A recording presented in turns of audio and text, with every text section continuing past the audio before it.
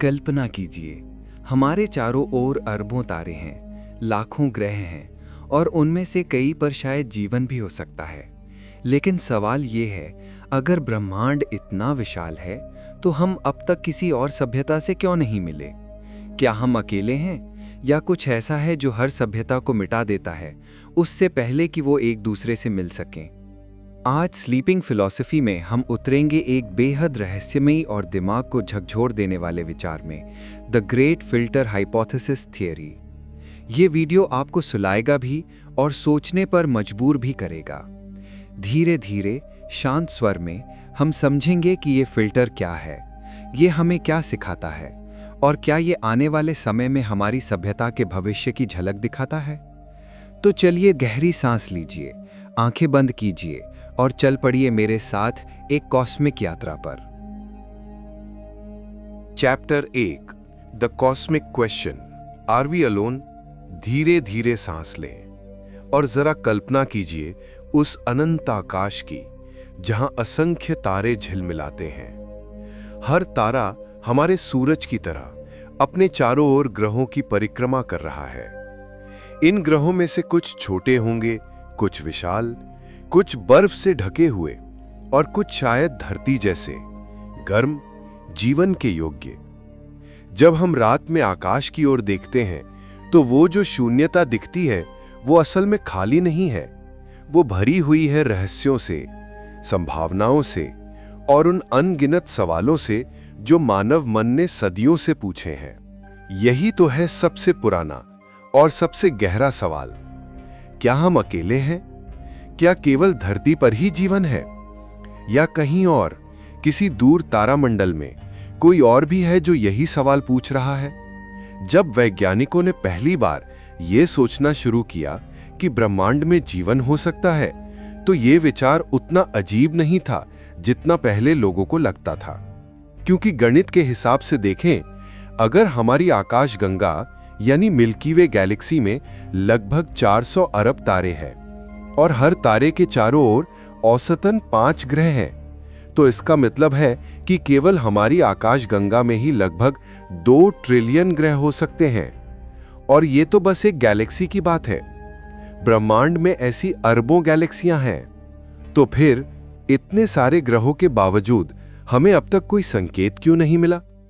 कहीं से कोई रेडियो संदेश नहीं, कोई स्पेसशिप नहीं, कोई बुद्धिमान आवाज नहीं, बस एक गहरी रहस्यमयी खामोशी।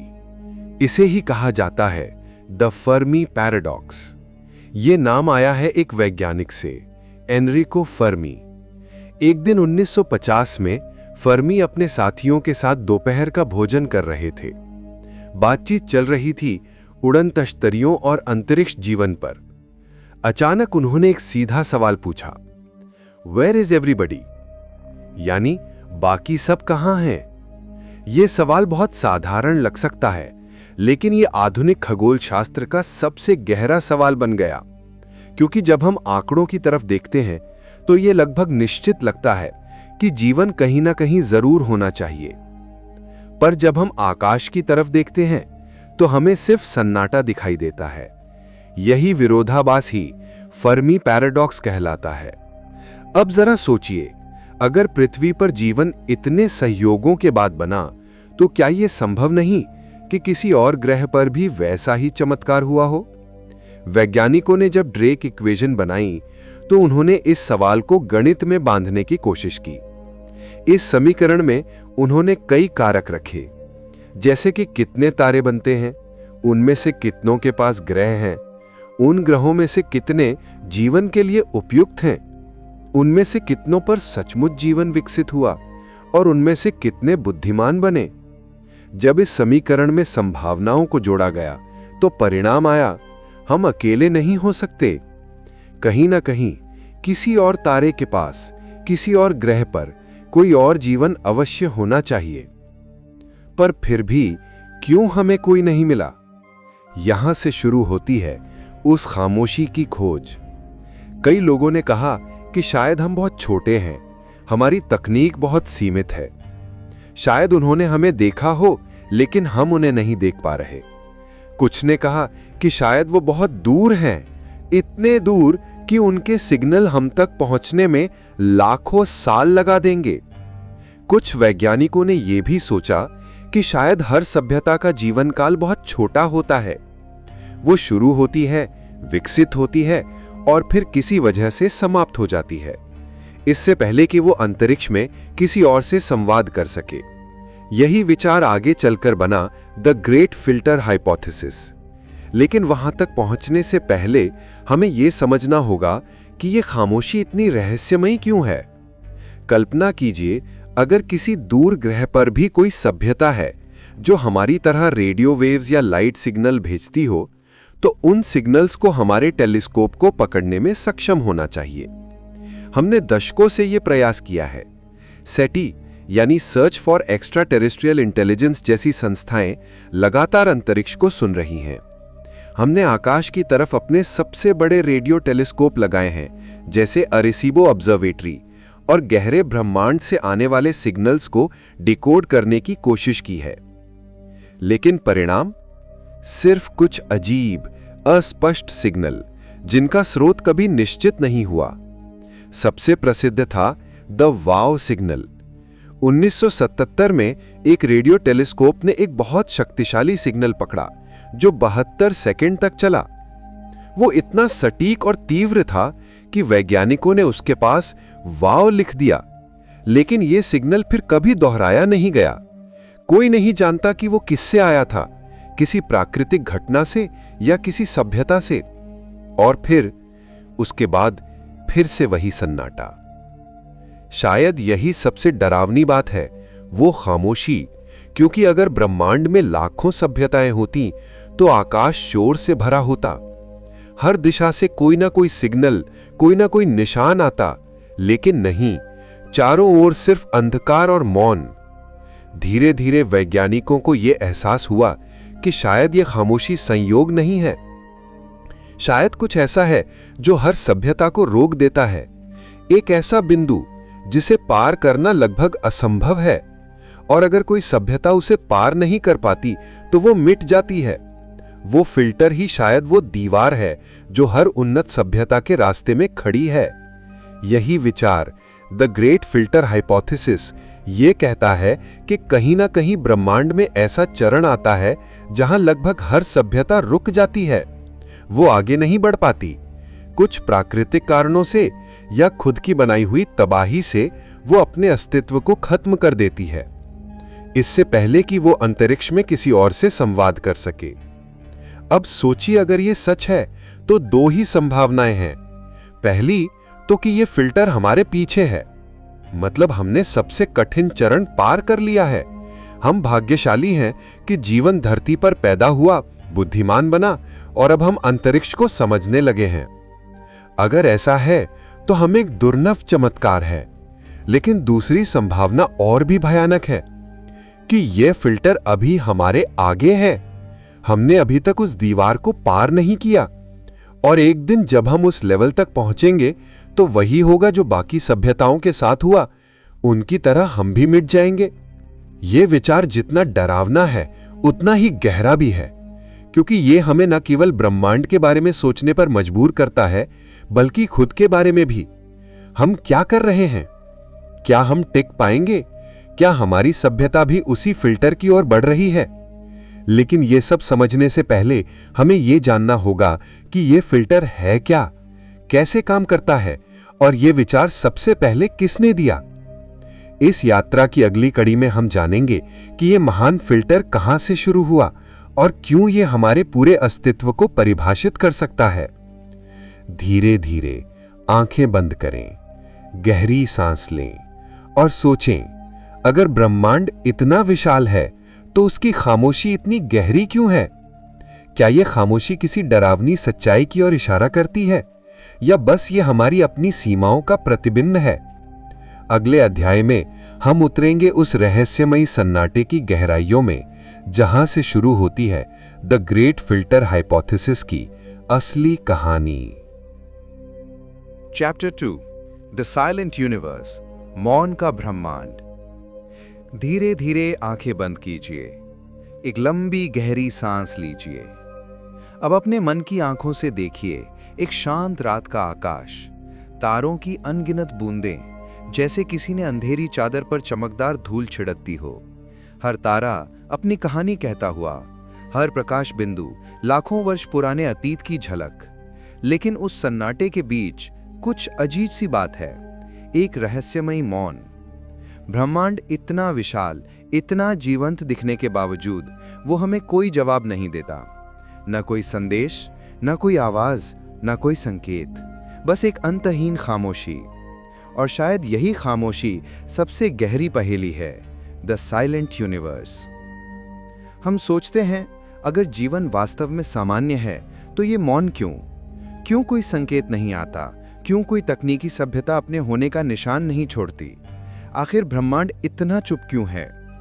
बहुत पहले जब मनुष्य ने पहली बार आसमान की ओर देखा तो उसे हर तारे में एक देवता, एक रहस्य दिखाई दिया।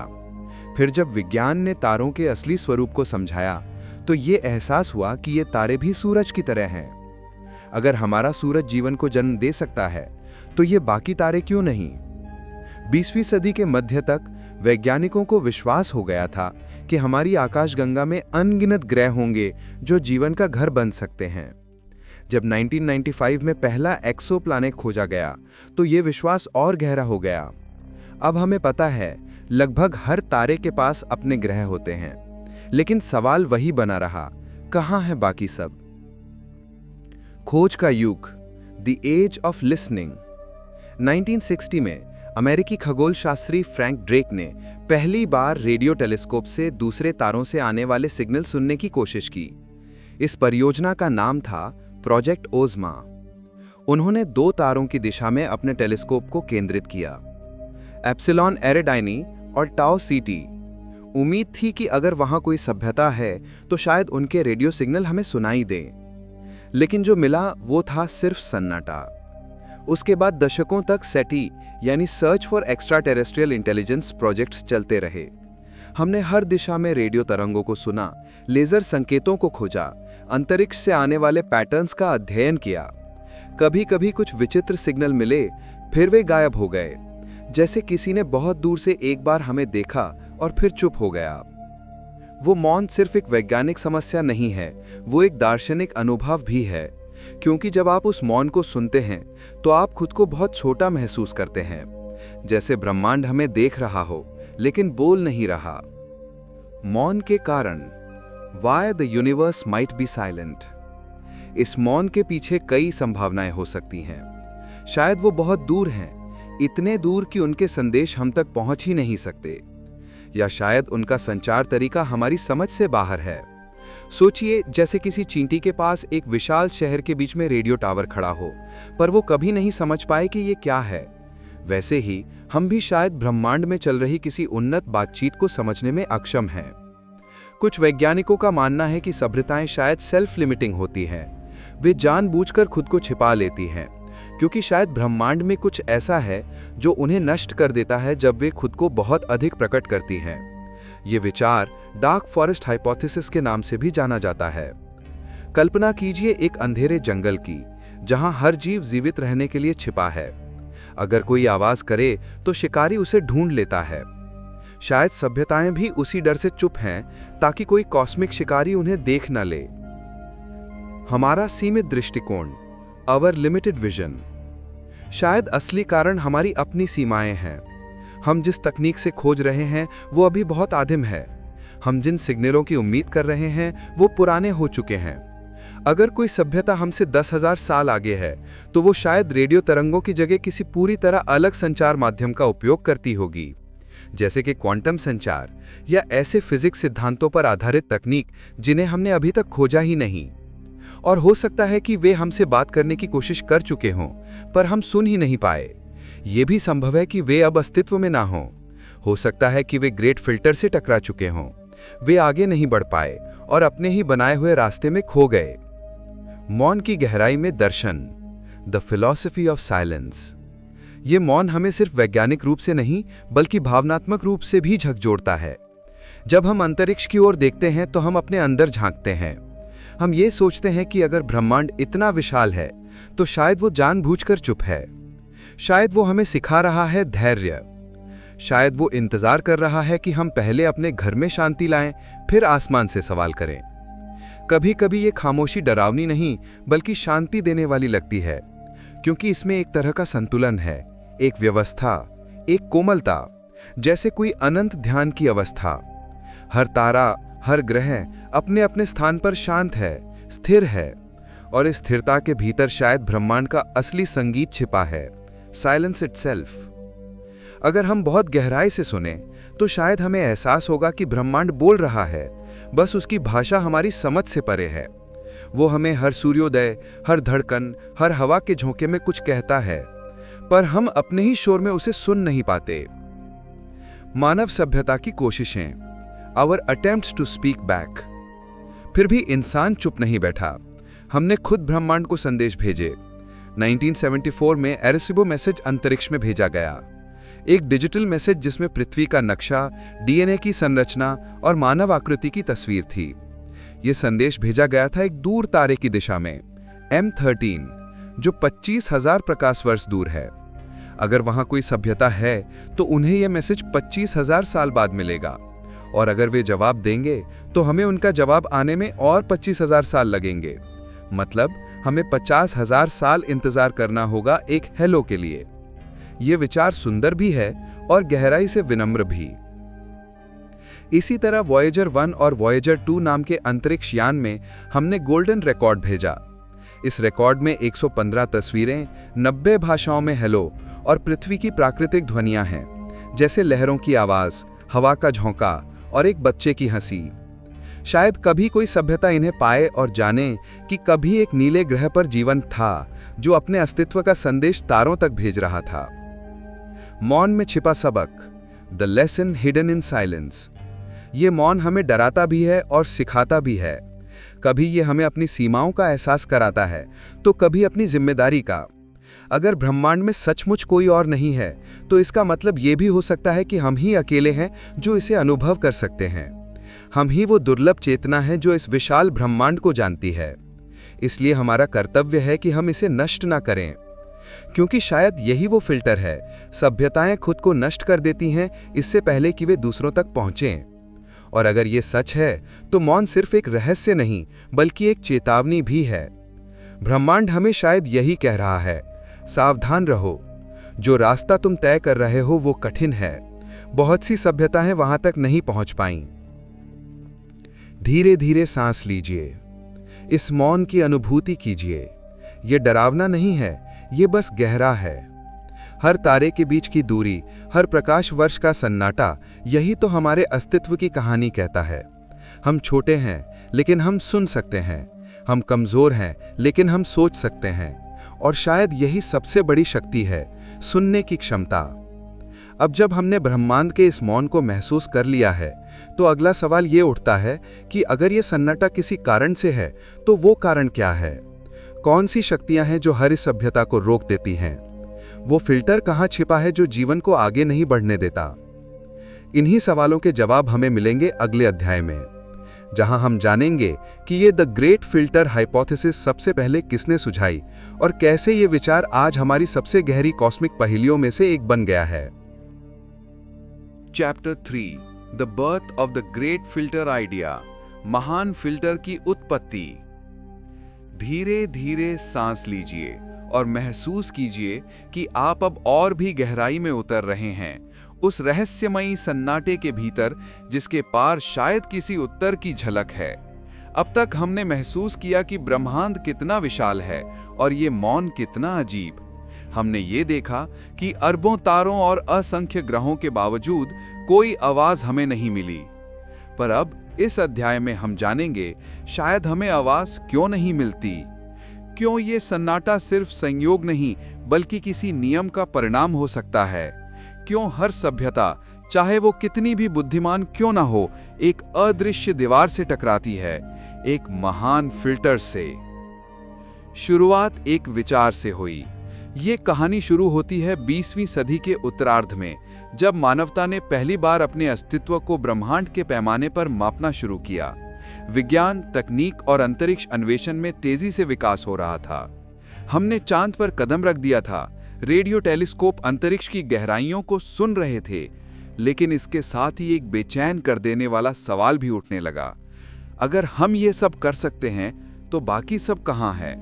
इस सवाल का उत्तर खोजते खोजते वैज्ञानिकों ने एक नया दृष्टिकोण अपनाया। उन्होंने सोचा, क्या ये संभव है कि जीवन बार बार जन्म लेता हो लेकिन हर बार किसी बिंदु पर रुक जाता हो? कहीं ऐसा तो नहीं कि जीवन के विकास में कुछ ऐसे चरण हो जिन्हें पार करना लगभग असंभव हो? ये विचार धीरे धीरे आकार लेने लगा और जन्म हुआ उस सिद्धांत का जिसे हम कहते हैं द ग्रेट फिल्टर हाइपोथेसिस। निक बॉस्ट्रॉम, एक दार्शनिक चेतावनी। इस विचार को स्पष्ट रूप से शब्दों में पिरोया एक दार्शनिक और वैज्ञानिक ने, निक बॉस्ट्रॉम, जो ऑक्सफोर्ड विश्वविद्यालय से जुड़े हैं। बॉस्ट्रॉम ने कहा, अगर ब्रह्मांड में जीवन सामान्य है तो हमें हर जगह सभ्यताएं दिखनी चाहिए, लेकिन अगर हमें कोई नहीं दिखता तो इसका मतलब है कि कोई फिल्टर है जो अधिकांश सभ्यताओं को आगे बढ़ने से रोक देता है। उन्होंने इस फिल्टर को जीवन के विकास की यात्रा में किसी भी कठिन चरण के रूप में परिभाषित किया। मतलब जीवन कई पड़ावों से गुजरता है। पृथ्वी जैसी जगह का बनना, जीवन का शुरू होना, जटिल कोशिकाओं का बनना, बुद्धिमत्ता का विकास, तकनीकी सभ्यता का उदय, और इनमें से किसी एक चरण में कोई बाधा है जो लगभग सभी प्रयासों को समाप्त कर देती है। यानी अगर किसी ग्रह पर जीवन शुरू भी हो जाए तो वो शायद आगे बढ़ ही नहीं पाता, या फिर अगर बुद्धिमान जीवन बन भी जाए तो वो खुद ही अपने विनाश की ओर चला जाता है।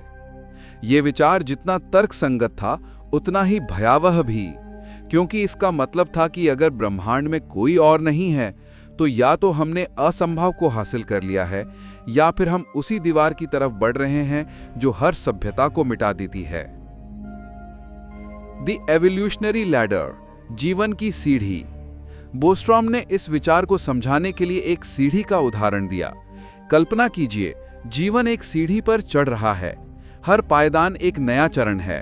पहला पायदान जीवन का आरंभ, दूसरा पायदान जटिल कोशिकाओं का बनना, तीसरा पायदान बहुकोशिकीय जीवों का उदय, चौथा पायदान बुद्धिमान प्राणियों का विकास, पांचवा पायदान तकनीकी सभ्यता, और आखिरी अंतरतारकीय विस्तार।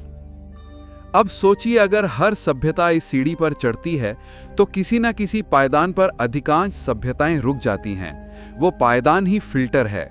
और अगर ये फिल्टर नीचे की तरफ है, यानी जीवन शुरू होना ही बहुत दुर्लभ है, तो हम बेहद भाग्यशाली हैं कि हमने उसे पार कर लिया है।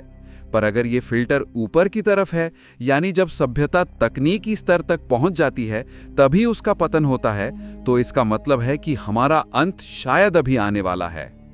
ये विचार हमें डराता है, लेकिन साथ ही हमारी जिम्मेदारी भी याद दिलाता है, क्योंकि शायद हम वो दुर्लभ अपवाद हैं जिन्हें ये अवसर मिला है खुद को बचाने का। फेर्मी पैराडॉक्स का उत्तर। अब जरा फेर्मी के उस सवाल को फिर से सोचिए, वेयर इज एवरीबॉडी? बोस्ट्रॉम के सिद्धांत के अनुसार जवाब बहुत सीधा है। वे सब रास्ते में खो गए। किसी ने यात्रा शुरू की पर अंत तक नहीं पहुंचा। किसी ने तकनीक बनाई पर उसी तकनीक ने उन्हें मिटा दिया। किसी ने ऊर्जा की खोज की पर वो ऊर्जा ही उनके ग्रह का विनाश बन गई। ये फिल्टर किसी एक चीज से नहीं बना है। ये नेचुरल भी हो सकता है और सेल्फ इन्फ्लिक्टेड भी। कभी ये ग्रह के वातावरण में बदलाव होता है, कभी महामारी, कभी युद्ध, कभी अनियंत्रित कृत्रिम बुद्धिमत्ता का नियंत्रण खो देना। हर सभ्यता किसी न किसी तरह से अपने ही बनाए रास्ते में गिर जाती है। वो जितनी शक्तिशाली बनती हैं, उतना ही वे अपने अस्तित्व के लिए खतरा बन जाती हैं। एक असहज सच्चाई। यहाँ एक बहुत दिलचस्प लेकिन असहज विचार आता है। अगर हम कल किसी दूसरे ग्रह पर जीवाश्म जीवन यानी फॉसिलाइज्ड लाइफ खोज लेते हैं तो ये हमारे लिए बुरी खबर होगी।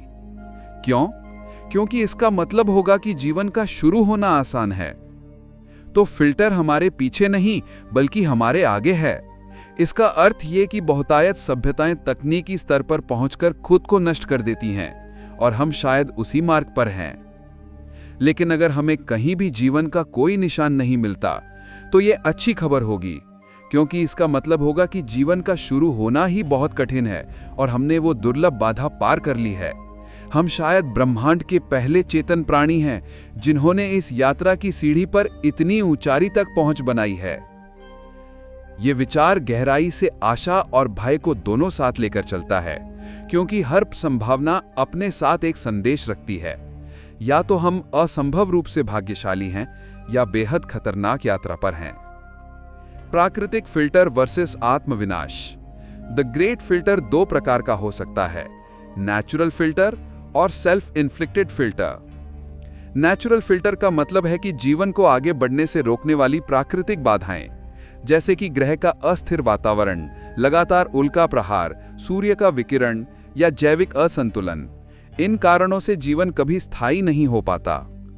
दूसरी ओर सेल्फ इन्फ्लिक्टेड फिल्टर कहीं अधिक भयावह है। वो तब आता है जब सभ्यता अपनी ही शक्ति से खुद को नष्ट कर देती है, जैसे परमाणु युद्ध, जलवायु परिवर्तन, संसाधनों का दोहन या कृत्रिम बुद्धिमत्ता का नियंत्रण खो देना। हर सभ्यता किसी न किसी तरह से अपने ही बनाए रास्ते में गिर जाती है। वो जितनी शक्तिशाली बनती हैं, उतना ही वे अपने अस्तित्व के लिए खतरा बन जाती हैं। एक दार्शनिक दृष्टि। बोस्ट्रॉम ने कहा था, अगर हम आज यहाँ हैं तो ये ब्रह्मांड के इतिहास का सबसे दुर्लभ क्षण है। इस कथन का अर्थ बहुत गहरा है, क्योंकि अगर वास्तव में फिल्टर मौजूद है तो हम उस बहुत छोटी खिड़की में जी रहे हैं जहाँ जीवन ने खुद को पहचानना शुरू किया है। हम वही क्षण हैं जब ब्रह्मांड ने खुद को देखा हमारी आंखों के जरिए। ये विचार अपने आप में एक आध्यात्मिक अनुभव है।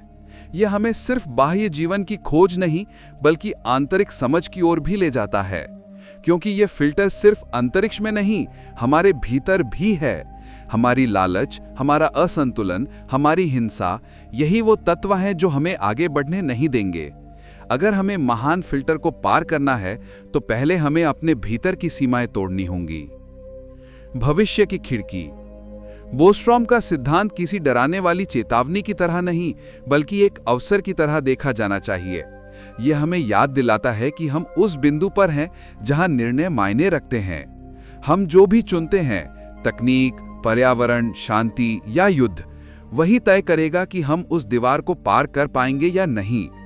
अगर हम संतुलन, सहयोग और विवेक को अपना रास्ता बनाते हैं तो शायद हम वो पहली सभ्यता बने जो ग्रेट फिल्टर को पार करे। और अगर हम अपनी ही बनाई मशीनों, हथियारों और लालच में खो जाएं, तो हम भी उसी मौन का हिस्सा बन जाएंगे जिसे हमने कभी डर कर देखा था। धीरे धीरे सांस लीजिए। आप महसूस करेंगे कि ये फिल्टर सिर्फ एक वैज्ञानिक सिद्धांत नहीं बल्कि एक दर्पण है जो हमारी सभ्यता की आत्मा को दिखाता है। हम उसमें अपना भविष्य देख सकते हैं या अपना अंत। अब हम इस विचार को और गहराई से समझेंगे। कहां से जीवन की शुरुआत होती है और कैसे ये फिल्टर पहली बार जीवन की यात्रा में प्रवेश करता है, क्योंकि अगला अध्याय हमें ले जाएगा उस आरंभिक क्षण की ओर जहां जीवन पहली बार जन्म लेता है और जहां शायद महान फिल्टर का पहला बीज छिपा हुआ है। Chapter 4 lives fragile beginning. धीरे धीरे रात उतर रही है। आसमान में तारे मानो किसी अनंत रहस्य की भाषा बोल रहे हैं। उनकी चमक शांत है, पर हर रोशनी के पीछे एक कहानी छिपी है, जीवन की कहानी। कभी-कभी हम सोचते हैं जीवन कितना स्वाभाविक है, जैसे ये खुद ब खुद हर जगह उत्पन्न हो जाना चाहिए। पर सच तो यह है कि जीवन का जन्म किसी ब्रह्मांडीय संयोग से कम नहीं। ये कोई साधारण प्रक्रिया नहीं थी, ये चमत्कार था। कल्पना कीजिए, लगभग 4 अरब साल पहले की पृथ्वी। उस समय कोई पेड़ नहीं थे, कोई जानवर नहीं थे, कोई इंसान नहीं था। बस एक वीरान उबलती हुई दुनिया थी। ज्वालामुखी गुस्से में थे, आकाश बिजली की चमक से भरा हुआ था और समंदर रासायनिक सूप जैसे थे जिसमें अलग अलग तत्व तैर रहे थे। कार्बन, हाइड्रोजन, ऑक्सीजन, नाइट्रोजन, सब कुछ मौजूद था, लेकिन जीवन नहीं। और फिर कुछ हुआ। किसी झील के किनारे, किसी छोटे जलकण में शायद बिजली की एक चिंगारी गिरी। उस चिंगारी ने 2-3 रासायनिक अणुओं को जोड़ा और पहली बार एक जीवित अणु का जन्म हुआ। वो खुद को कॉपी कर सकता था। यही था जीवन का पहला बीज। पर सोचिए, ये कितना असंभव है। कितनी बार रासायनिक तत्व मिले होंगे, कितनी बार ऊर्जा आई होगी, कितनी बार असफलता मिली होगी, और तब जाकर एक ऐसी स्थिति बनी जिसने स्वयं को पुनः उत्पन्न करने वाला अणु बनाया। अगर ये प्रक्रिया ब्रह्मांड में इतनी कठिन है तो शायद यही पहला फिल्टर है। शायद यही कारण है कि हम ब्रह्मांड में अब तक किसी और से नहीं मिले, क्योंकि जीवन शुरू होना ही बहुत दुर्लभ घटना है। अगर हम मंगल ग्रह को देखें तो वहां भी कभी पानी था। यूरोपा, जो बृहस्पति का एक चांद है, उसके नीचे भी तरल जल का महासागर है। टाइटन, शनि का चांद, मीथेन से भरा हुआ है। तो सवाल उठता है कि अगर इतने सारे ग्रहों पर जीवन के लिए जरूरी शर्तें मौजूद हैं, तो फिर वहां जीवन क्यों नहीं? या शायद वहां जीवन था पर वो टिक नहीं सका, क्योंकि जीवन को जन्म लेना जितना कठिन है उतना ही मुश्किल है उसका टिके रहना। यहां द ग्रेट फिल्टर एक गहरी फुसफुसाहट करता है। वो कहता है, शायद हर ग्रह पर जीवन शुरू नहीं हो पाता, क्योंकि परिस्थितियां हमेशा बदलती रहती हैं। कभी उल्कापिंड टकरा जाते हैं, कभी जलवायु बिगड़ जाती है, कभी सूर्य का विकिरण सब कुछ जलाकर राख कर देता है। यानी जीवन एक नाजुक लौ है जो जरा सी हवा से बुझ सकती है। हमारी पृथ्वी भी तो एक चमत्कार है। अगर सूर्य थोड़ा और गर्म होता तो हमारे महासागर उबलकर खत्म हो जाते। अगर वो थोड़ा ठंडा होता तो सब कुछ बर्फ में जम जाता। अगर चंद्रमा ना होता तो पृथ्वी पर ऋतुएं स्थिर नहीं रहती। अगर ओजोन परत ना होती तो सूर्य की किरणें हमें नष्ट कर देती। और अगर कोई विशाल ग्रह जैसे बृहस्पति हमारे पास ना होता तो उल्काएं और धूमकेतु लगातार पृथ्वी से टकराते रहते। हर चीज जैसे सावधानी से संतुलित की गई है ताकि जीवन बस संयोग से टिक सके। ये सब देखकर मन में एक डरावना विचार आता है, क्या ये संतुलन सिर्फ एक बार हुआ? क्या हम ब्रह्मांड के एकमात्र ग्रह हैं जहां सब कुछ बिल्कुल सही तरह से हुआ है? अगर हां, तो ना केवल हम अकेले हैं बल्कि बेहद खुशनसीब भी। पर विज्ञान कहता है, जहां भी स्थितियां सही होंगी वहां जीवन संभव है। तो शायद जीवन हर जगह है, बस वो हमारे जैसा नहीं है। शायद वो सूक्ष्म है, चुपचाप छिपा हुआ, या बिल्कुल अलग रूप में है जिसे हम पहचान नहीं पाते। हो सकता है किसी बर्फीले चांद पर सूक्ष्म जीव सो रहे हों, ऊर्जा के किसी नए रूप की प्रतीक्षा में। या शायद कुछ ग्रहों पर जीवन शुरू हुआ था पर वो अपने पहले ही चरण में मर गया। इसीलिए वैज्ञानिक कहते हैं, एबियोजेनेसिस यानी जीवन का स्वयं स्फूर्त जन्म किसी भी सभ्यता के सफर का पहला और सबसे कठिन फिल्टर है। अगर ये फिल्टर पार करना इतना मुश्किल है तो हो सकता है कि हम कुछ बहुत ही दुर्लभ हैं। अब कल्पना कीजिए, अगर जीवन शुरू हुआ तो अगला सवाल है, क्या वो विकसित हो पाएगा? क्या वो एक कोशिका से बढ़कर सोचने वाला प्राणी बन पाएगा, या वो हमेशा सागर की गहराइयों में सूक्ष्म रूप में ही रहेगा? यहीं से अगला चरण शुरू होता है, विकास यानी एवोल्यूशन का। लेकिन इससे पहले एक और गहरी बात। कई वैज्ञानिकों का मानना है कि ब्रह्मांड के बहुत से हिस्सों में जीवन शुरू हुआ होगा पर वो कभी आगे नहीं बढ़ पाए। उनमें से कुछ ग्रहों पर शायद बार बार उल्काएं टकराईं, वातावरण नष्ट हो गया, या ग्रह ने खुद को जलाकर राख कर दिया। यानी जीवन का जन्म होना और उसका जीवित रहना दोनों ही चमत्कार हैं। और इनमें से कोई भी असफल हुआ तो वहां की सभ्यता कभी बुद्धिमान जीवन तक नहीं पहुंच पाई। यहां हम द ग्रेट फिल्टर को और गहराई से समझ सकते हैं। ये सिर्फ एक बाधा नहीं है, बल्कि कई स्तरों की श्रृंखला है, जहां हर स्तर पर असफलता की संभावना बहुत ज्यादा है। और पहला स्तर, जीवन की शुरुआत, सबसे कठिन परीक्षा है। सोचिए, अगर इस परीक्षा को लाखों ग्रहों में सिर्फ कुछ ही पास करते हैं तो ब्रह्मांड का अधिकांश हिस्सा हमेशा मृत, शांत और अंधकार में रहेगा। तारे चमकते रहेंगे, लेकिन उनके चारों ओर कभी कोई जीवन नहीं नाचेगा। कोई हंसी नहीं, कोई विचार नहीं, कोई सपना नहीं। तो अगर आज हम जीवित हैं, अगर हम सोच सकते हैं, बोल सकते हैं, सपने देख सकते हैं, तो ये ब्रह्मांड के इतिहास का सबसे अद्भुत चमत्कार है। हम एक ऐसी लौ हैं जो अंधकार के बीच जल रही है, एक ऐसी दुर्लभ चिंगारी जो द ग्रेट फिल्टर की पहली बाधा पार कर चुकी है। लेकिन याद रखिए, ये बस शुरुआत है, क्योंकि जीवन शुरू होना एक बात है पर बुद्धिमान जीवन बनना दूसरी। क्या हर ग्रह जो जीवन की चिंगारी तक पहुंचता है वो बुद्धिमता की अग्नि तक पहुंच पाता है? क्या हर सूक्ष्म जीव सोचने वाले प्राणी में बदल सकता है, या ये अगला फिल्टर है जो लगभग सभी को रोक देता है? अब हमारी यात्रा उस अगली रहस्यमयी मंजिल की ओर बढ़ती है, जहां हम समझेंगे कि कैसे जीवन साधारण कोशिका से सोचने वाले प्राणी तक पहुंचा, और क्यों ये यात्रा उतनी ही कठिन है जितनी जीवन की शुरुआत थी। गहरी सांस लीजिए और चलिए अगली रात में प्रवेश करते हैं, जहां विकास की धीमी पर अद्भुत कहानी हमारा इंतजार कर रही है। Chapter 5 From Simple Cells to Thinking Beings। रात की नीरवता में जब हवा धीरे धीरे बहती है और तारे अपनी शांत चमक में डूबे रहते हैं, तब एक सवाल मन में उठता है। किस तरह एक नन्हा सा अदृश्य जीव एक दिन सोचने, महसूस करने और ब्रह्मांड को समझने लगा। कैसे निर्जीव रसायनों की सरल प्रतिक्रिया से एक चेतन अस्तित्व जन्मा। यही यात्रा जो अरबों वर्षों में हुई, द ग्रेट फिल्टर का दूसरा और शायद सबसे रहस्यमयी चरण है। हमने पिछले अध्याय में देखा कि जीवन की शुरुआत कितनी कठिन थी। अब मान लीजिए वो पहला कदम हो गया। किसी ग्रह के महासागर में सूक्ष्म जीवों का जन्म हुआ, लेकिन अब उनके सामने सबसे बड़ा सवाल था टिके रहना। जीवन के पहले रूप बेहद नाजुक थे। वे हवा, तापमान, विकिरण सबसे आसानी से प्रभावित हो सकते थे। उनका अस्तित्व कुछ वैसे था जैसे किसी शांत तालाब में तैरता हुआ बुलबुला जो एक झोंके से मिट सकता था। और फिर प्रकृति ने उन्हें एक चुनौती दी, विकास यानी एवोल्यूशन की चुनौती। यह चुनौती सरल थी, अगर तुम्हें जीना है तो बदलो। धीरे धीरे अरबों सालों में इन सूक्ष्म जीवों ने अपने आप को ढालना सीखा। कुछ ने ऊर्जा का नया तरीका खोजा, कुछ ने खुद को सुरक्षित रखने के लिए कोशिका की दीवारें विकसित की, कुछ ने दूसरे जीवों को खाकर ऊर्जा लेना शुरू किया। और फिर आया एक चमत्कार, बहुकोशिकीय जीवन। जब कई कोशिकाएं एक साथ काम करने लगीं, तो जटिल जीवों का जन्म हुआ। शैवाल, कीड़े, मछलियां, पौधे। जीवन ने विविधता की ओर पहला कदम रखा।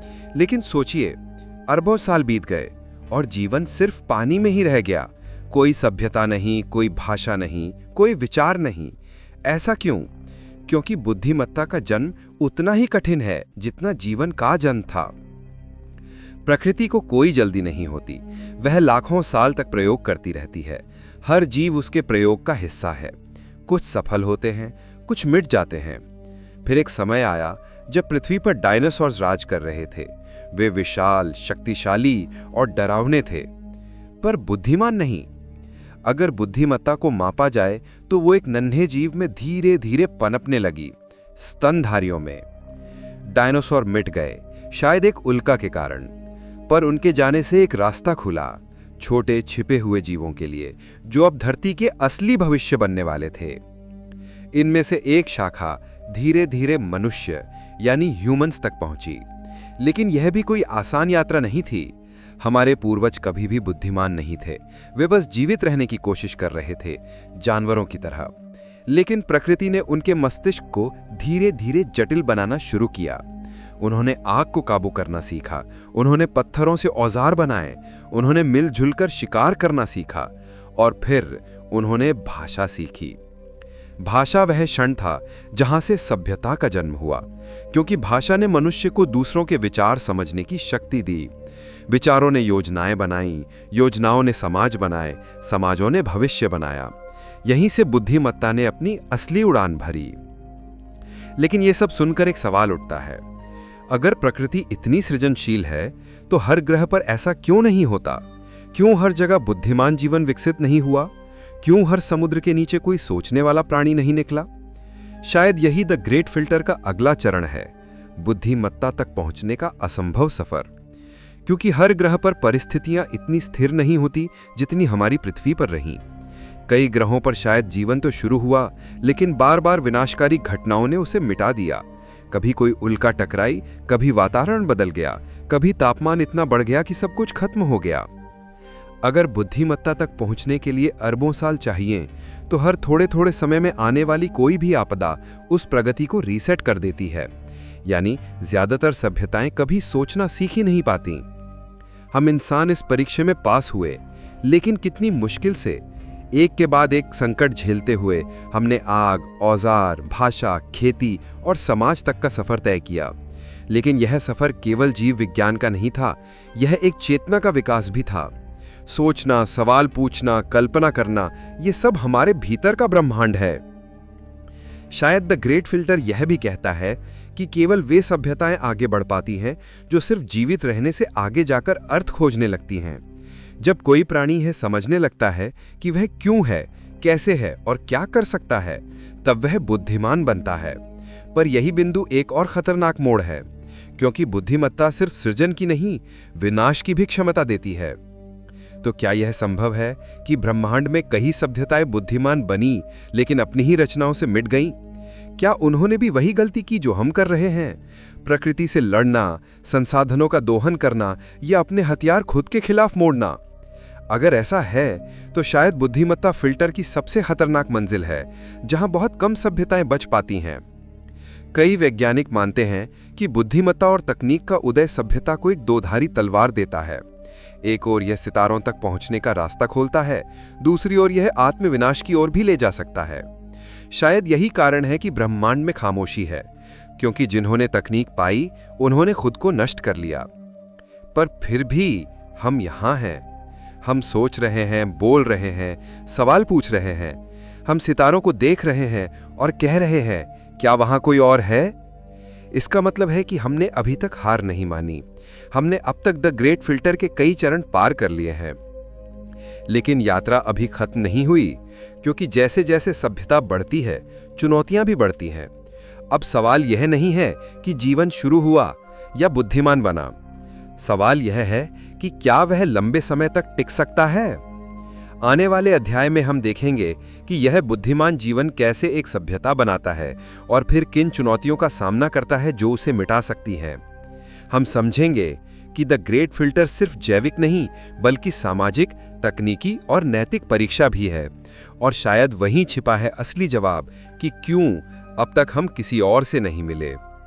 तो अब गहरी सांस लीजिए, अपने मन को शांत कीजिए और धीरे धीरे चलिए अगले अध्याय में, जहां सभ्यता की कहानी शुरू होती है। Chapter 6 the civilisational barrier. रात गहरी हो चुकी है।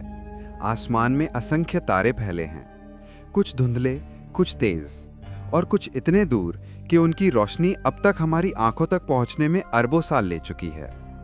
उन सभी तारों में से शायद कहीं कोई और दुनिया होगी, एक ऐसी जगह जहां कभी किसी बुद्धिमान जीव ने आसमान की ओर देखा होगा और वही सवाल पूछा होगा जो हम पूछते हैं कि क्या वहां कोई है। लेकिन शायद उन्होंने ये सवाल बहुत देर से पूछा, या शायद वे उसे पूछने से पहले ही मिट गए। यही है द सिविलाइजेशनल बैरियर, वो दीवार जिसके पार जाना शायद किसी भी सभ्यता के लिए सबसे कठिन है। इससे पहले हमने देखा कि जीवन का जन्म कितना दुर्लभ है और बुद्धिमत्ता तक पहुंचना कितना लंबा सफर है। लेकिन अब असली परीक्षा शुरू होती है, जब कोई प्रजाति सोचने, बोलने और बनाने लगती है, क्योंकि यहीं से सभ्यता का जन्म होता है और शायद यहीं से उसका विनाश भी। सभ्यता का पहला कदम। मानव इतिहास को देखें तो हम देखेंगे कि हमारी सभ्यता कितनी नाजुक शुरुआत से निकली। शुरुआत में हम बस शिकारी थे, समूहों में रहते थे, डरते थे, भागते थे और प्रकृति के सामने झुकते थे। लेकिन जब हमने आग को वश में किया, जब हमने भाषा और औजार बनाए, तब हमने पहली बार प्रकृति को नियंत्रित करना सीखा। यहीं से सभ्यता का पहला बीज पड़ा। खेती ने हमें एक जगह बसना सिखाया, गांव बने, फिर शहर बने, फिर साम्राज्य। हमने ज्ञान इकट्ठा किया, विज्ञान बनाया, कला रची और एक ऐसा समाज गढ़ा जहां अब विचार ही असली शक्ति बन गया। लेकिन सभ्यता जितनी ऊंचाई पर चढ़ती गई, उतना ही उसने अपने नीचे एक अदृश्य खतरा भी तैयार किया, क्योंकि जितनी अधिक शक्ति उतनी ही अधिक जिम्मेदारी, और जरा सी गलती सभ्यता को वहीं वापस धकेल सकती है जहां से उसने शुरुआत की थी। सभ्यता का जाल।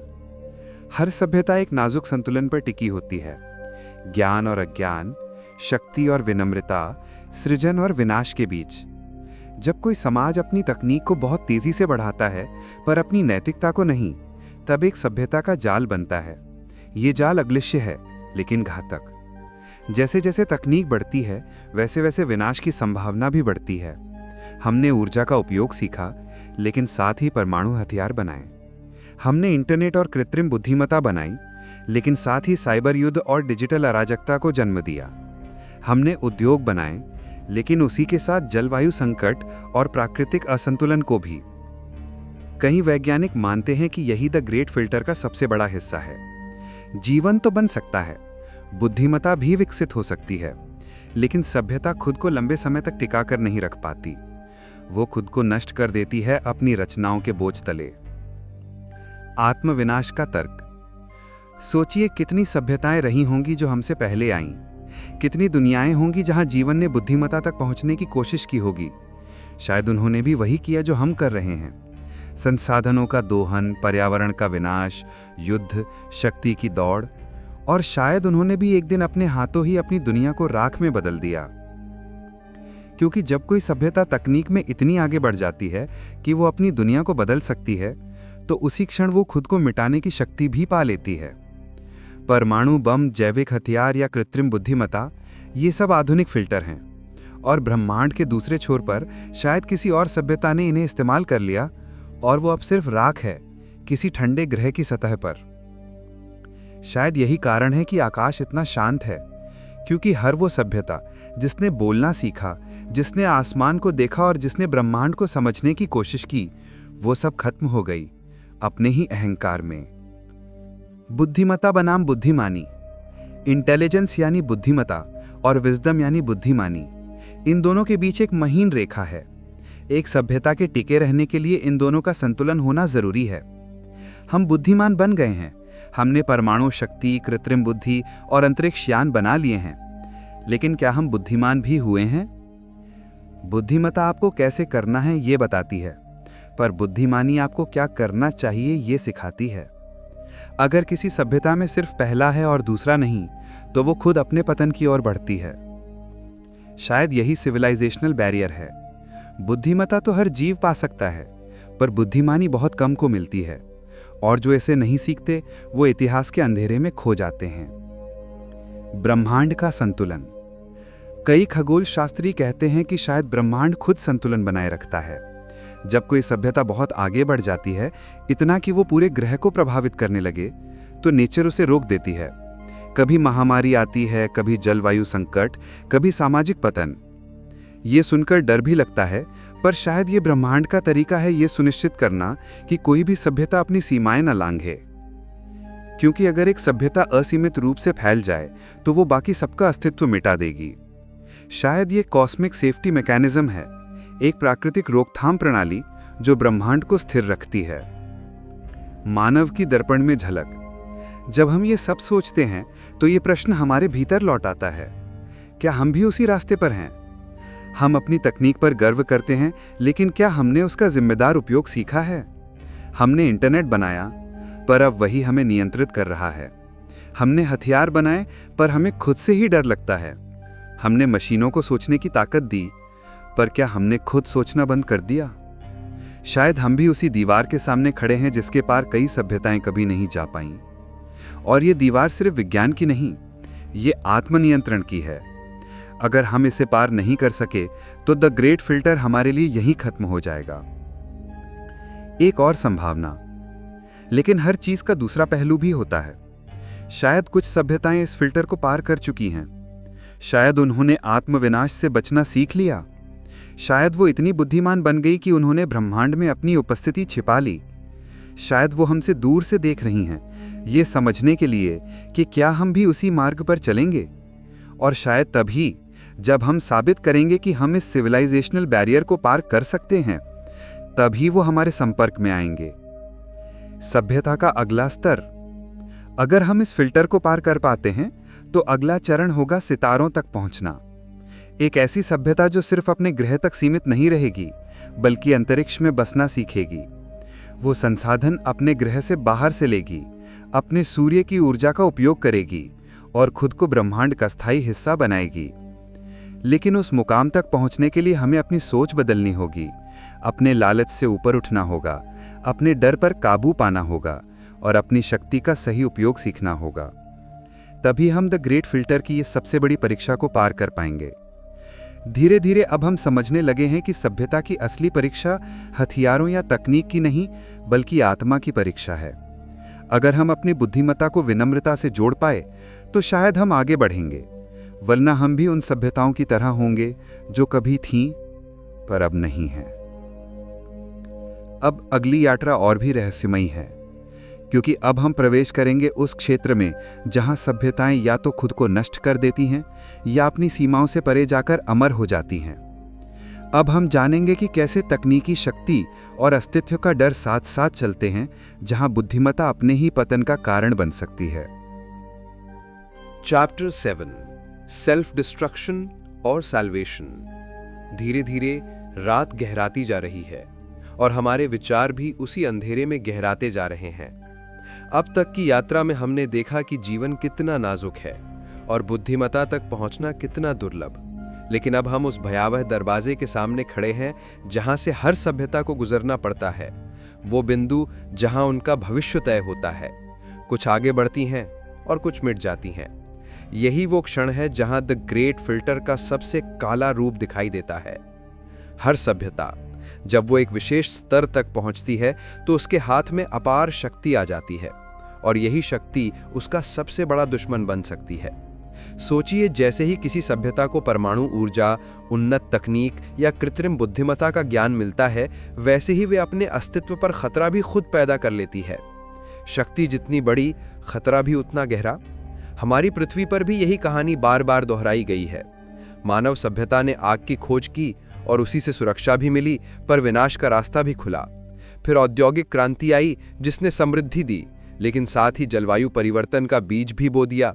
अब हम कृत्रिम बुद्धिमत्ता और आनुवंशिक तकनीक के युग में हैं। ऐसे युग में जहां हम अपने अस्तित्व को न केवल समझते हैं बल्कि उसे मिटाने की क्षमता भी रखते हैं। कई वैज्ञानिक मानते हैं कि द ग्रेट फिल्टर हमारे आगे है, यानी अभी वो बिंदु आया नहीं है जो ये तय करेगा कि हम ब्रह्मांडीय इतिहास में स्थायी रहेंगे या किसी धूल के कण की तरह मिट जाएंगे। अगर हम भविष्य को देखें तो खतरे असंख्य हैं। जलवायु संकट, परमाणु युद्ध, जनसंख्या विस्फोट, संसाधनों की कमी और कृत्रिम बुद्धिमत्ता का नियंत्रण खो देना, ये सब संभावित फिल्टर हैं। एक भी गलती और हमारी सभ्यता उस ब्रह्मांडीय कब्रिस्तान का हिस्सा बन सकती है जहां शायद पहले से ही अनगिनत सभ्यताएं दफन हैं। पर हर खतरे के बीच एक उम्मीद भी छिपी होती है। यही संतुलन सेल्फ डिस्ट्रक्शन और सैल्वेशन का सार है। एक और आत्मविनाश की संभावना है, दूसरी ओर मुक्ति की राह। सवाल ये नहीं है कि फिल्टर मौजूद है या नहीं, बल्कि ये कि क्या हम उसे पार करने के लायक बन सकते हैं। कल्पना कीजिए, कोई सभ्यता इतनी उन्नत हो जाए कि वे अपने ग्रह के पर्यावरण को संतुलित रख सके, अपने हथियारों को नियंत्रित रख सके और अपनी ऊर्जा का उपयोग विनाश नहीं बल्कि विकास के लिए करे। वही सभ्यता आगे बढ़ सकती है, वही सितारों तक पहुंच सकती है। लेकिन यह रास्ता कठिन है और समय बहुत कम है। मानव इतिहास में जब भी हमने प्रगति की है, उसके साथ विनाश का जोखिम भी बढ़ा है। आग की खोज ने हमें गर्माहट दी, लेकिन शहरों को भी जलाया। परमाणु शक्ति ने हमें ऊर्जा दी, लेकिन हिरोशिमा और नागासाकी की राख भी छोड़ी। और अब कृत्रिम बुद्धिमत्ता हमें नई ऊंचाइयों तक ले जा सकती है, पर अगर वे हमारे नियंत्रण से बाहर हो गई तो वही हमारा फाइनल फिल्टर बन सकती है। कई दार्शनिकों का मानना है कि सभ्यता की असली परीक्षा तब होती है जब वे खुद को नष्ट करने की क्षमता हासिल कर लेती है। उस बिंदु पर उसका भविष्य केवल तकनीकी ज्ञान पर नहीं बल्कि नैतिकता और सामूहिक बुद्धिमत्ता पर निर्भर करता है। क्या हम अपने लालच, अहंकार और भय पर विजय पा सकते हैं या हम अपने ही बनाए जाल में फंसकर नष्ट हो जाएंगे? यही प्रश्न हर महान सभ्यता के सामने रहा होगा। अगर हम इस विचार को और गहराई से देखें तो द ग्रेट फिल्टर केवल वैज्ञानिक अवधारणा नहीं है, ये एक दर्पण है जो हमारी प्रकृति को दिखाता है। ये हमें बताता है कि असली खतरा बाहर नहीं, हमारे भीतर है। हमारी सभ्यता के विनाश की जड़ किसी बाहरी ताकत में नहीं बल्कि हमारे अपने निर्णयों में छिपी है। सोचिए, अगर कोई सभ्यता तकनीकी रूप से उन्नत हो जाए लेकिन नैतिक रूप से पिछड़ी रहे तो क्या वह लंबे समय तक टिक सकती है? नहीं। एक ग्रह पर टिके रहना ही आसान नहीं होता, और अगर वे अपने पर्यावरण, अपने संसाधनों या अपनी सामाजिक संरचना को नष्ट कर दे तो उसका अंत निश्चित है। कई खगोल वैज्ञानिकों का मानना है कि शायद यही वजह है कि हमें ब्रह्मांड में कोई और सभ्यता नहीं दिखती। हो सकता है लाखों वर्ष में असंख्य सभ्यताएं उभरी हों, लेकिन हर एक अपने सेल्फ डिस्ट्रक्शन फेज तक पहुंचते ही मिट गई। वे शायद हमारी जैसी थीं, सपने देखने वाली, तारों को छूने की कोशिश करने वाली, लेकिन जब उन्हें ब्रह्मांडीय शक्ति मिली वे उसे संभाल नहीं पाईं। हम भी उसी राह पर हैं। फर्क सिर्फ इतना है कि हमें ये एहसास है कि द ग्रेट फिल्टर हो सकता है, और शायद यही जागरूकता हमें उससे पार करवा सकती है। ज्ञान ही वो प्रकाश है जो हमें अंधकार से बाहर निकाल सकता है। अगर हम अपनी तकनीक को विनाश की बजाय संरक्षण के लिए प्रयोग करें तो शायद हम उन कुछ सभ्यताओं में से एक होंगे जो इस फिल्टर को पार कर जाती हैं। इस विषय को समझना केवल वैज्ञानिक जिज्ञासा नहीं है, ये आत्मचिंतन का विषय है। ये हमें ये सोचने पर मजबूर करता है कि हमारी प्रगति किस दिशा में जा रही है। क्या हम सचमुच विकसित हो रहे हैं या केवल खुद को नष्ट करने के नए तरीके बना रहे हैं? क्या हम सचमुच बुद्धिमान हैं या केवल चालाक बंदर जो परमाणु बमों के साथ खेल रहे हैं? धीरे धीरे रात की शांति में जब आप ये सुन रहे हैं तो खुद से ये सवाल पूछिए, क्या हम अपनी नियति बदल सकते हैं? क्या हम ब्रह्मांड के मौन को तोड़ सकते हैं और अपनी आवाज़ को सितारों तक पहुंचा सकते हैं? या फिर हमारी आवाज़ भी उसी मौन में खो जाएगी जहां शायद लाखों और सभ्यताओं की गूंज पहले से दफन है? अगर हम ये मान लें कि द ग्रेट फिल्टर आत्मविनाश के रूप में हमारे आगे है, तो इसका अर्थ ये भी है कि हमारे पास अब भी विकल्प है। हम दिशा बदल सकते हैं। हम वो पहली सभ्यता बन सकते हैं जो अपने लालच और अहंकार पर विजय प्राप्त करे। शायद यही हमारा सैल्वेशन है, मुक्ति का मार्ग, जहां हम न केवल अपने ग्रह के बल्कि पूरे ब्रह्मांड के साथ सामंजस्य में रहना सीखें। और अगर ये संभव हुआ तो शायद एक दिन जब कोई दूसरी सभ्यता अपने आकाश की ओर देखेगी तो उन्हें हमारे संकेत मिलेंगे, ये प्रमाण कि द ग्रेट फिल्टर को पार करना असंभव नहीं है। धीरे धीरे ये अध्याय एक मौन विचार में ढलता है। हम सब उस पतली रेखा पर खड़े हैं जहां आत्मविनाश और मुक्ति दोनों मौजूद हैं। किस ओर हम कदम बढ़ाएंगे ये पूरी तरह हमारे हाथ में है। अब हम अगले अध्याय की ओर बढ़ेंगे जहां हम जानेंगे कि क्या ये फिल्टर सिर्फ हमारे भीतर है या ब्रह्मांड में कुछ ऐसी शक्तियां भी हैं जो सभ्यताओं को नष्ट कर देती हैं इससे पहले कि वे अपनी कहानी कह सकें। चैप्टर 8 द फिल्टर्स बियॉन्ड अर्थ। धीरे धीरे हमारी ये ब्रह्मांडीय यात्रा और गहरी होती जा रही है। अब तक हमने जीवन की नाजुकता, विकास की कठिन राह और आत्मविनाश की संभावनाओं को देखा।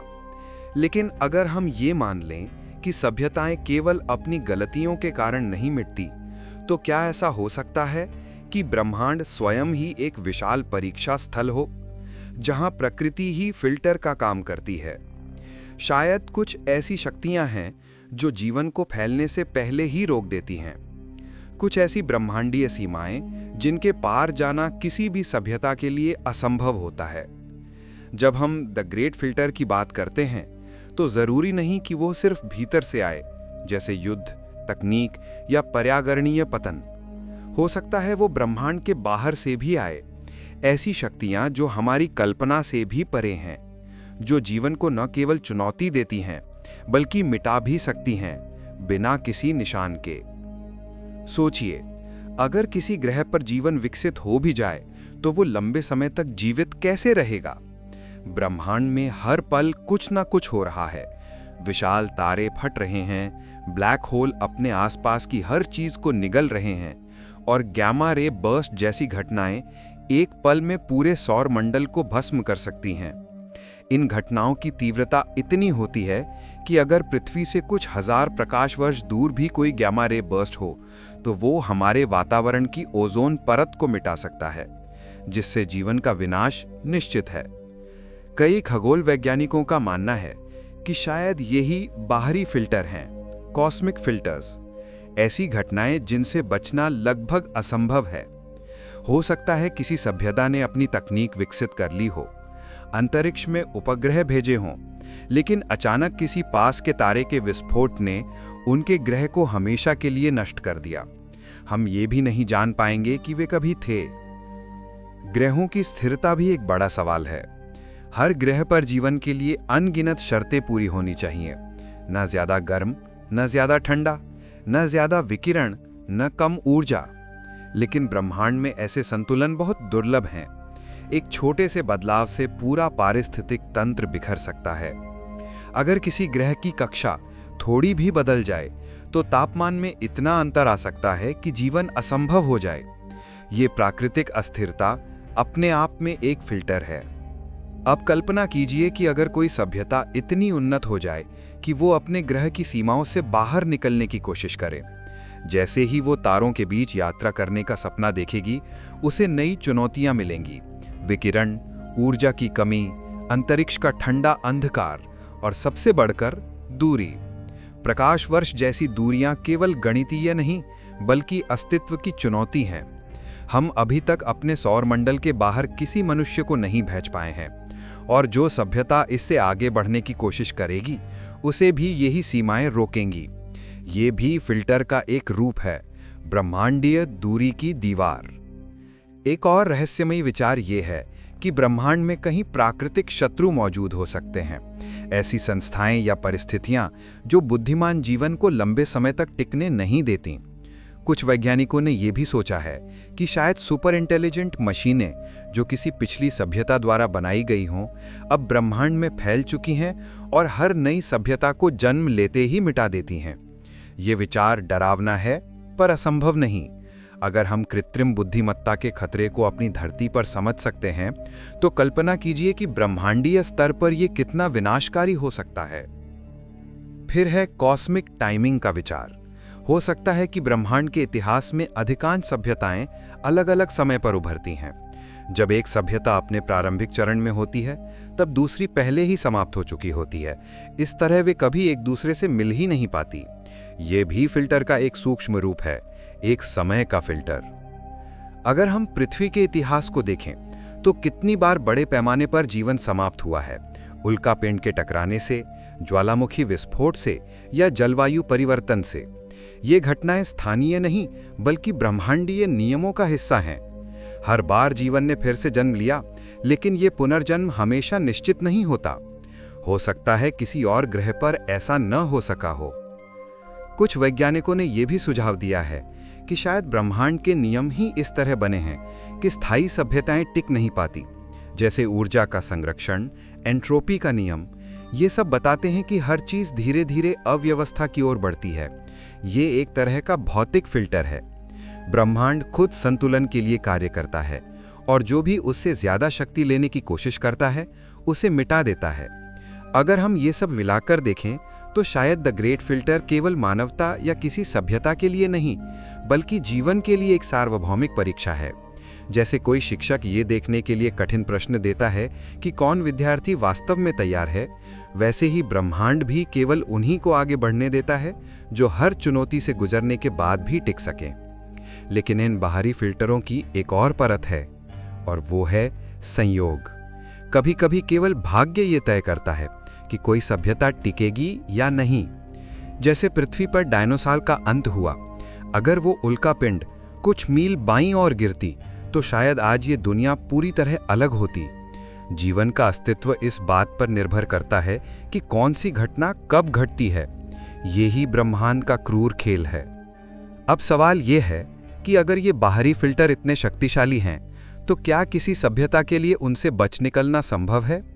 शायद हाँ, लेकिन उसके लिए उन्हें न केवल तकनीकी रूप से उन्नत होना पड़ेगा, बल्कि इतना समझदार भी कि वो अपने अस्तित्व को कई जगह फैला सकें। यानी अगर कोई सभ्यता केवल एक ग्रह पर निर्भर है, तो उसका विनाश लगभग निश्चित है। लेकिन अगर वो अपने जीवन को कई ग्रहों, कई तारा प्रणालियों में फैला दे, तो उसका अस्तित्व सुरक्षित रह सकता है। इसे ही इंटरस्टेलर रेजिलियंस कहा जाता है, तारों के पार टिके रहने की क्षमता। मानवता भी उसी राह पर चल रही है। हम मंगल पर जीवन बसाने की कोशिश कर रहे हैं, अंतरिक्ष में स्थायी ठिकाने बनाने का सपना देख रहे हैं। लेकिन ये सब केवल शुरुआत है। हमें ब्रह्मांड के उन अदृश्य फिल्टरों से भी बचना होगा जो हर ओर फैले हैं, चाहे वो विकिरण हो, प्राकृतिक आपदाएं हों या समय के साथ होने वाला पतन। धीरे धीरे ये समझ आता है कि द ग्रेट फिल्टर केवल हमारे भीतर नहीं, बल्कि पूरे ब्रह्मांड में फैला है। हर सभ्यता को दोनों से जूझना पड़ता है। कोई भीतर के प्रलोभनों में हार जाती है, कोई ब्रह्मांड के प्रकोप में। और शायद इसी वजह से जब हम आकाश की ओर देखते हैं, तो हमें कोई नहीं दिखता, क्योंकि जो कुछ भी दिख सकता था वो पहले ही मिट चुका है। लेकिन इस सन्नाटे में एक सीख है। अगर हम ये मान लें कि ब्रह्मांड में जीवन के लिए अनगिनत बाधाएं हैं, फिर भी हम यहाँ हैं, इसका अर्थ है कि हमने अब तक कई फिल्टर पार कर लिए हैं। और अगर हमने अब तक कर लिया है, तो आगे भी कर सकते हैं। रात की इस शांति में जब आप ये सब सुन रहे हैं, तो कल्पना कीजिए कि ये सारा ब्रह्मांड एक जीवित इकाई की तरह है, जो हर नए जीवन की परीक्षा लेता है। हम उस परीक्षा के विद्यार्थी हैं, और हर दिन, हर निर्णय ये तय करता है कि हम अगले स्तर तक पहुंचेंगे या नहीं।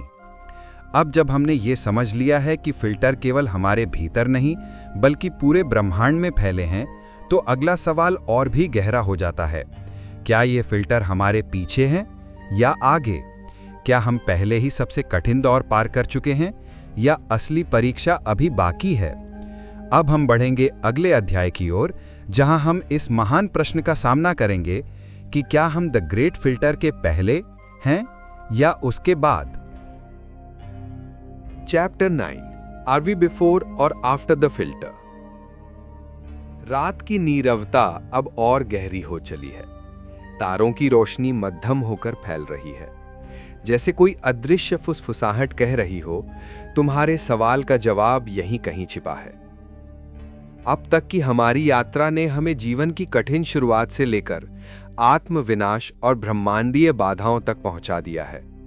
हमने ये जाना कि द ग्रेट फिल्टर केवल कोई एक घटना नहीं बल्कि एक रहस्यमयी दीवार है जिसके दोनों ओर अंधेरा है।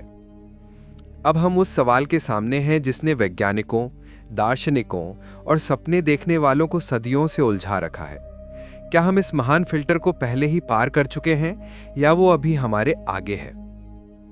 ये प्रश्न न केवल वैज्ञानिक है बल्कि अस्तित्व का भी है। यह तय करता है कि हमारी सभ्यता किस दिशा में जा रही है।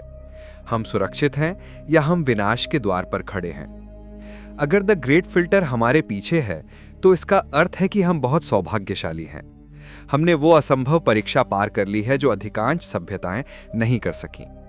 लेकिन अगर ये फिल्टर हमारे आगे है तो उसका मतलब यह है कि हम किसी महान विनाश की ओर बढ़ रहे हैं, एक ऐसा बिंदु जहां से लौटना संभव नहीं। चलो इस विचार को शांत मन से समझते हैं।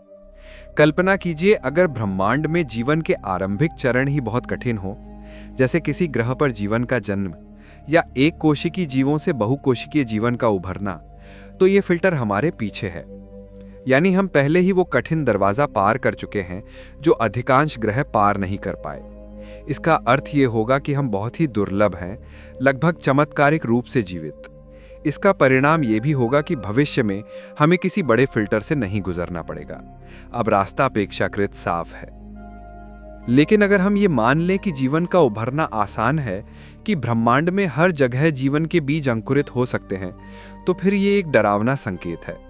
क्योंकि अगर जीवन सर्वव्यापी है फिर भी हमें किसी और सभ्यता का कोई निशान नहीं मिला, तो इसका अर्थ है कि फिल्टर हमारे आगे है।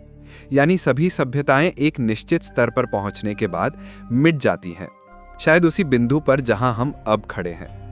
यही कारण है कि वैज्ञानिक फेर्मी पैराडॉक्स और द ग्रेट फिल्टर को एक दूसरे से जोड़ते हैं। अगर ब्रह्मांड इतना विशाल और जीवन के लिए अनुकूल है, तो ये मौन क्यों है? हर दिशा में सन्नाटा क्यों है? ये मौन केवल संयोग नहीं बल्कि संकेत है। शायद ये वही संकेत है जो हमें चेतावनी देता है कि आगे अंधेरा है। अगर हम ये मान लें कि फिल्टर आगे है, तो इसका अर्थ ये भी है कि जो सभ्यताएं तकनीकी रूप से अत्यधिक उन्नत होती हैं, वे खुद को नष्ट कर लेती हैं या किसी ब्रह्मांडीय घटना में समाप्त हो जाती हैं। वे शायद अपने बनाए हथियारों से या कृत्रिम बुद्धिमत्ता या संसाधनों की समाप्ति से मिट जाती हैं। इस दृष्टिकोण से मानवता अभी एक खतरनाक पुल पर चल रही है, ऐसा पुल जो दो अनंत अंधेरों के बीच लटका है। लेकिन इस दृष्टिकोण का दूसरा पहलू आशा से भरा है। अगर फिल्टर हमारे पीछे है, तो इसका मतलब है कि हम पहले ही वो चरण पार कर चुके हैं जो अधिकांश ग्रह नहीं कर पाए। ये विचार हमें सांत्वना देता है कि शायद हमारा भविष्य उज्जवल हो सकता है, कि हम सितारों के बीच यात्रा कर सकेंगे, नई दुनियाओं को बसाएंगे और अनंत में अपनी उपस्थिति दर्ज करेंगे। विज्ञान के क्षेत्र में कई विचारक इस प्रश्न पर अलग अलग राय रखते हैं। उदाहरण के लिए निक बोस्ट्रॉम, जो द ग्रेट फिल्टर सिद्धांत को गहराई से समझाने वाले प्रमुख दार्शनिकों में से एक हैं, कहते हैं कि हमें ये उम्मीद करनी चाहिए कि फिल्टर हमारे पीछे है, क्योंकि अगर ये आगे हुआ तो हमारा भविष्य बहुत अंधकारमय है। वे कहते हैं, no news is good news, यानी अगर हमें किसी और सभ्यता का कोई निशान नहीं मिला तो ये हमारे लिए अच्छी बात है। इसका मतलब है कि बुद्धिमान जीवन का जन्म ही इतना कठिन है कि हम एक दुर्लभ अपवाद हैं। अब सोचिए, अगर कल हमें किसी ग्रह पर माइक्रोब्स या किसी जीव के अवशेष मिल जाएं, तो ये खोज उतनी सुखद नहीं होगी जितनी लगती है। क्योंकि अगर जीवन ब्रह्मांड में सामान्य है, तो इसका अर्थ है कि द ग्रेट फिल्टर अभी हमारे आगे है और तब ये सवाल उठेगा कि क्या हम उससे बच पाएंगे। ये विचार जितना रोमांचक है उतना ही डरावना भी, क्योंकि इसका जवाब न केवल विज्ञान बल्कि हमारी चेतना, हमारी नैतिकता और हमारे सामूहिक विवेक में छिपा है। अगर हम ये मान लें कि फिल्टर आगे है, तो हमें यह भी मानना होगा कि हम अभी उस मोड़ पर हैं जहां से रास्ता दो दिशाओं में बढ़ता है, एक दिशा सितारों की ओर और दूसरी विस्मृति की ओर। धीरे धीरे सोचिए, अगर फिल्टर पहले ही हमारे पीछे है तो इसका अर्थ है कि हम ब्रह्मांड के इतिहास में एक दुर्लभ अध्याय हैं, वो प्रजाति जिसने असंभव को संभव किया। हमारी हर सांस, हर विचार इस बात का प्रमाण है कि हमने अब तक जीवन के सबसे कठिन परीक्षा पार कर ली है। लेकिन अगर ये आगे है तो हमें सावधान रहना होगा। हमें ये समझना होगा कि हमारा हर निर्णय, हर तकनीकी कदम उस अंतिम परीक्षा की तैयारी है। अब जरा इस विचार को दार्शनिक दृष्टि से देखिए। द ग्रेट फिल्टर केवल बाहरी यथार्थता नहीं बल्कि एक आंतरिक रूपक भी है। यह हमारे भीतर की उस परीक्षा का प्रतीक है जहां हमें तय करना होता है कि हम लालच, अहंकार और अज्ञान के रास्ते पर चलेंगे या ज्ञान, सहयोग और संतुलन के। शायद यही असली फिल्टर है जो यह तय करता है कि कोई सभ्यता ब्रह्मांड के योग्य है या नहीं। अगर हम आत्मविनाश की प्रवृत्ति को नियंत्रित कर लें, अगर हम अपनी तकनीक को समझदारी से इस्तेमाल करना सीख लें, तो शायद हम वो पहली सभ्यता बन सकते हैं जो इस ब्रह्मांडी मौन को तोड़ दे। हम वो आवाज बन सकते हैं जो सितारों के बीच गूंजे। ये प्रमाण की फिल्टर को पार करना संभव है, लेकिन इस राह पर चलना आसान नहीं। मानवता का इतिहास बताता है कि हम अक्सर खतरे के समय ही जागते हैं। हम तब तक बदलाव नहीं करते जब तक सब कुछ खतरे में ना आ जाए। शायद यही हमारी परीक्षा है। क्या हम समय रहते जाग पाएंगे?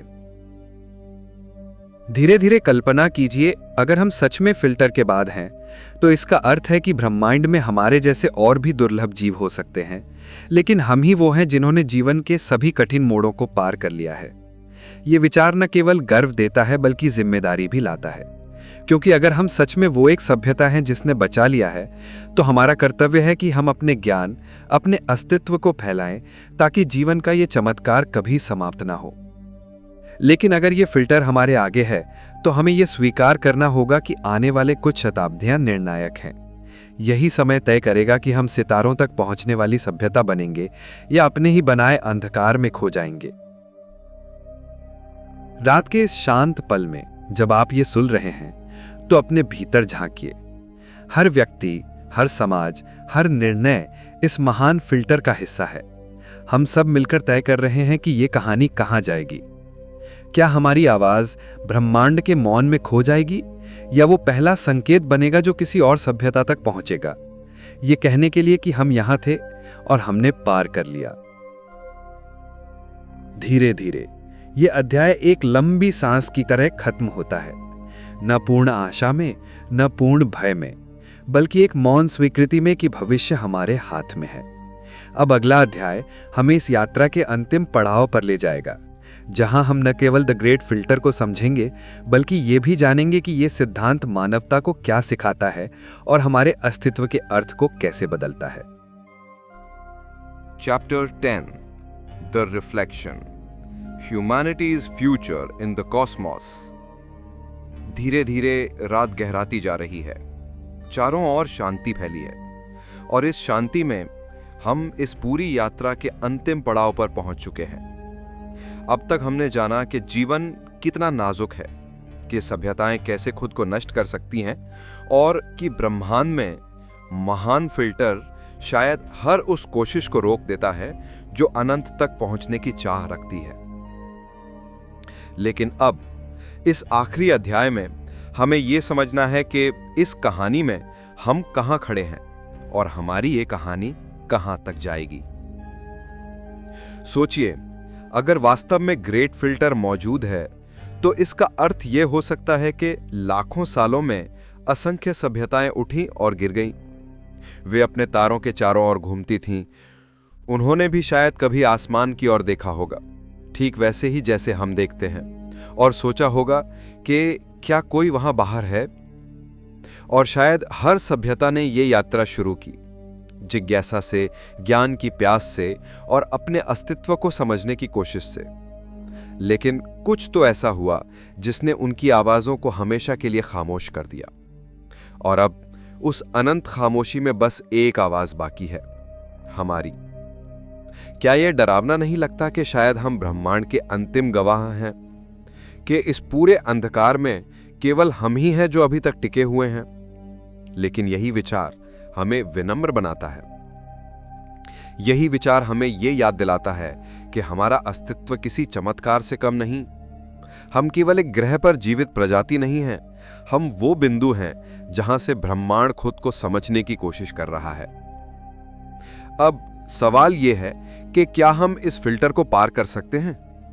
क्या हम उस बिंदु तक पहुंच सकते हैं जहां सभ्यता खुद को नष्ट करने की बजाय खुद को स्थिर और शांत बना लेती है? जब हम रात में आसमान की ओर देखते हैं तो हमें केवल तारे नहीं दिखते, बल्कि संभावनाएं दिखती हैं। अरबों दुनियाएं, अरबों अवसर और अरबों चेतनाएं जो शायद कभी थीं या भविष्य में होंगी। लेकिन अगर हम समझदारी से काम लें तो शायद हम इस ब्रह्मांडीय यात्रा में सबसे लंबे समय तक टिके रहने वाले बन सकते हैं। ग्रेट फिल्टर का असली सबक यह नहीं कि हमें डरना चाहिए, इसका असली सबक यह है कि हमें अपने अंदर झांकना चाहिए। यह फिल्टर केवल बाहर कहीं नहीं है, यह हमारे भीतर भी है। यह हमारी स्वार्थी प्रवृत्तियों में है, हमारी लालच में है, हमारी हिंसा में है, हमारे अज्ञान में है। हर बार जब हम युद्ध करते हैं, जब हम प्रकृति को नष्ट करते हैं, जब हम अपने भविष्य को खतरे में डालते हैं, हम उस फिल्टर के एक कदम और करीब पहुंच जाते हैं। लेकिन जब हम शांति चुनते हैं, जब हम ज्ञान चुनते हैं, जब हम सहयोग और प्रेम का मार्ग अपनाते हैं, हम उस फिल्टर से एक कदम दूर हो जाते हैं। कभी कभी ऐसा लगता है कि मानवता की कहानी दो दिशाओं में बटी है। एक दिशा हमें विनाश की ओर ले जाती है, जहां हमारी तकनीक, हमारी शक्ति हमारे ही खिलाफ हो जाती है, और दूसरी दिशा हमें बुद्धिमत्ता की ओर ले जाती है, जहां हम अपनी गलतियों से सीखते हैं, जहां हम अपने ग्रह और अपने जीवन के हर रूप को बचाने की कोशिश करते हैं। इन दोनों दिशाओं के बीच हम खड़े हैं, और यही चुनाव तय करेगा कि हमारा भविष्य क्या होगा।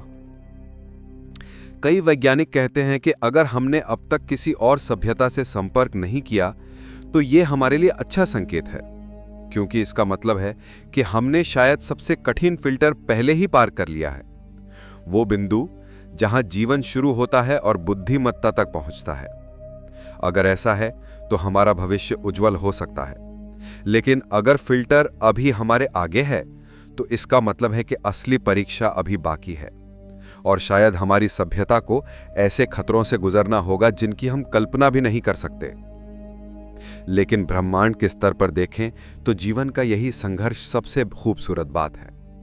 ये इस बात का प्रमाण है कि हर विनाश के बीच भी सृजन की संभावना बनी रहती है, हर अंधकार के बीच भी एक रोशनी जलती है, और शायद यही हमारी भूमिका है, उस रोशनी को जीवित रखना। जब हम अपने ग्रह की ओर देखते हैं, नीले और सफेद रंग का ये नन्हा गोला जो अनंत अंतरिक्ष में तैर रहा है, तो हमें यह महसूस होना चाहिए कि ये केवल हमारा घर नहीं, ये हमारा दायित्व भी है। हम केवल एक प्रजाति नहीं, बल्कि एक विरासत है। हम उन सभी जीवों का परिणाम है जिन्होंने अरबों सालों तक संघर्ष किया, जिनकी हर सांस ने हमें यहां तक पहुंचाया, और अब हम उस विरासत के रखवाले हैं।